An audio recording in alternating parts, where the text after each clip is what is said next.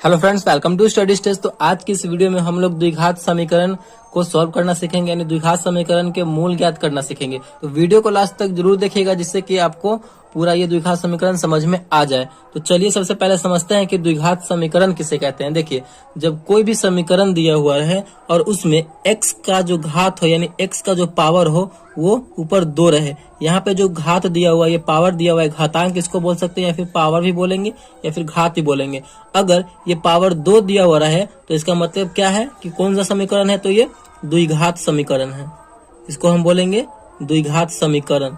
ठीक, अगर इसी x का पावर यहाँ पे 3 दिया हुआ, यानी x का पावर घात दिया हुआ हो, तो इसको हम क्या बोलेंगे, तो त्रिघात पावर बोलेंगे, यानी त्रिघात समीकरण बोलेंगे, त्रिघात समीकरण बोलेंगे। इसी प्रकार x का पावर 4 होता है तो चतुर्थ समीकरण इस टाइप से बोलेंगे। अगर x का पावर कुछ नहीं हो तो उसको क्या बोलेंगे, तो रैखिक समीकरण बोलते हैं, लीनियर इक्वेशन बोलते हैं। तो आई होप आपको द्विघात समीकरण ये समझ में आ गया हो कि द्विघात समीकरण को हम कैसे पहचानेंगे कि ये द्विघात समीकरण है।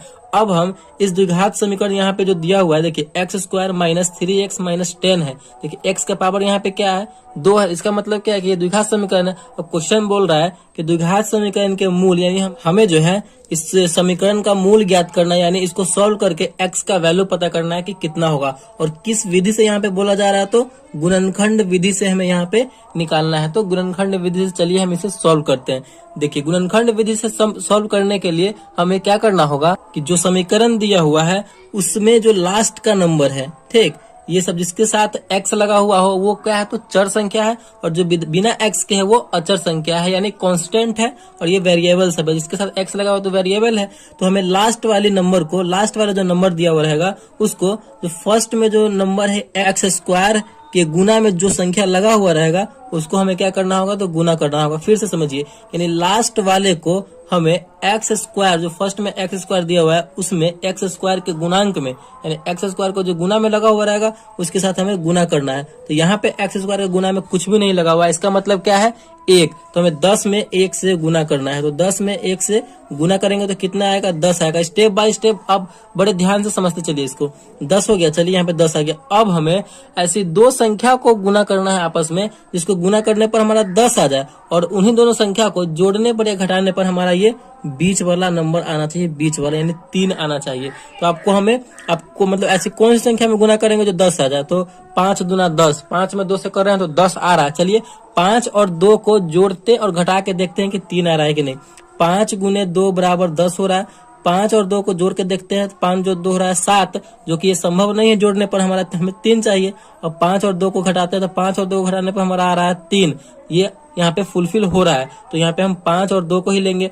यहाँ पे हमें माइनस प्लस का भी ध्यान रखना है, यानी हमें माइनस में 3 चाहिए। तो हमें क्या करना होगा, कम में से ज्यादा घटाना होगा, यानी 2 में से 5 घटाना होगा। तो इतना तो आपको बहुत ही अच्छे तरीके से समझ में आ गया होगा। चलिए इसको अब लेके चलते हैं। पहले जैसे बिल्कुल वैसे लिखेंगे x², तो x², देखिए यहाँ पे हमें -3 लाना है। तो क्या करना होगा, हमें कम में से ज्यादा घटाना होगा। तो यहाँ पे +2x लेंगे, -5x, क्योंकि 2 में से 5 घटेगा तो कितना, -3 आएगा। -10 है तो यहाँ पे हम -10 लिखेंगे। चलिए देखिए, अब हमें इन दोनों को एक बार साथ में सॉल्व कर लेना है, और इन दोनों को एक बार साथ में सॉल्व कर लेना है। तो इन दोनों में से आपको कुछ कॉमन होने वाला दिख रहा है। देखिए, इसमें भी x है, इसमें भी x है। कॉमन होने का मतलब क्या है कि उसमें से मतलब किसी एक को बाहर निकाल लेना जो सेम है। इसमें x सेम है, इसमें भी है, इसमें भी है, तो हम x को बाहर निकाल लेते हैं। तो इसमें कितना x बचेगा, सिर्फ x बचेगा, क्योंकि x² था, प्लस है तो प्लस। देखिए 2x तो गुना में है यहाँ पे x, इसको बाहर निकालने तो यहाँ पे सिंगल बचेगा 2। तो यहाँ पे देखिए, अगर इसको हम गुना करके देखते हैं तो बिल्कुल ये आ जाएगा। x में x से करेंगे तो x², प्लस है तो प्लस, तो 2 में x से करेंगे तो 2x आ गया कि नहीं। तो बिल्कुल इसी प्रकार हमें करना है। अब जो है फर्स्ट बॉक्स में जो आपका नंबर आया है बिल्कुल सेम हम इधर ही एक बॉक्स में लिख देंगे, बिल्कुल सेम, जिससे कि ये समीकरण और आसान हो जाएगा। x+2 है तो x+ हम 2 लिख देंगे। और यहाँ पे आपको देखना है कि ये हमें फिर पूरा करना है, क्योंकि इन दोनों को हम लेकर के चल रहे हैं। तो यहाँ पे हम कितना से गुना करेंगे x में, तो -5x हो जाए। तो यहाँ पे अगर हम -5 से करते हैं x में, तो 5 में x से करेंगे तो -5x, और -5 में 2 से करेंगे तो कितना हो जाएगा, 5 दूना 10, यानी माइनस प्लस मिलकर हो जाएगा माइनस। तो यहाँ पे -10 भी हमारा आ जा रहा है। तो यहाँ तक हमारा फुलफिल हो रहा है ये। चलिए आगे सॉल्व कीजिए। फिर देखिए, इसको और इसको एक बार हम लिख देंगे साथ में, इन दोनों को साथ में लिखेंगे। x - 5 है तो x - 5, और इन दोनों में से किसी एक को लिख दीजिए, क्योंकि दोनों क्या है यहाँ पे तो सेम है। तो x + 2 अब हमारा यहाँ पे ये आंसर यहाँ पे आ चुका है। देखिए अब हमें x का एग्जैक्ट वैल्यू पता करना है, तो कैसे करेंगे, x माइनस 5 इक्वल टू 0, तो x इक्वल टू क्या हो जाएगा, प्लस माइनस में 5 है, बराबर का हो जाएगा तो प्लस में हो जाएगा, तो x बराबर यहाँ पे हमारा 5 एक बार आ चुका है। x प्लस इसको लेके चलते हैं, x प्लस 2 इक्वल टू 0, तो x इक्वल टू क्या हो जाएगा, प्लस 2 इधर है, बराबर का हो जाएगा तो माइनस में, तो x बराबर -2। तो यहाँ जो है यहाँ पे द्विघात समीकरण का मूल क्या हो जाएगा, एक x बराबर प्लस में 5 और यहाँ पे x बराबर माइनस में 2, तो यही द्विघात समीकरण का ये मूल हो गया, आंसर हो गया। तो इसी प्रकार हम सॉल्व करेंगे।